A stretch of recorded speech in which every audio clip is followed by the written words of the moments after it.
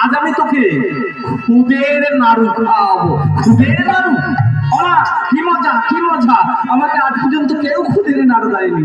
মা চলো চলো। আর আমি যেতেন, সেই বিক্রি করে যে চাল নিয়ে আসতেন পরাশুরি দেবী, সেগুলো পাছড়ে পাছড়ে চারটি চালের কোনা, যেগুলোকে আমরা খুদ বলি, জড়ো হয়েছে।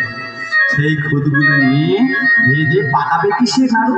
হঠাৎ দেখে গাছে কলা পেকেছে, কলা এনেছে। কৃষ্ণ খা বাবা, তোর জন্য আমি খুদের নাড়ু ভেজেছি।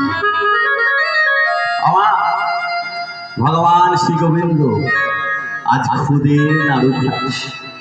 খাবার সময় যখন তার মুখের সামনে ধরেছে, বাবা খা, কৃষ্ণ বলে, মাগো, এই হাতে আমি ধনুর বাণ চালাতে পারি, এই হাতে আমি সুদর্শন চালাতে পারি, এই হাতে আমি গিরি গোবর্ধন চাগিয়ে রাখতে পারি।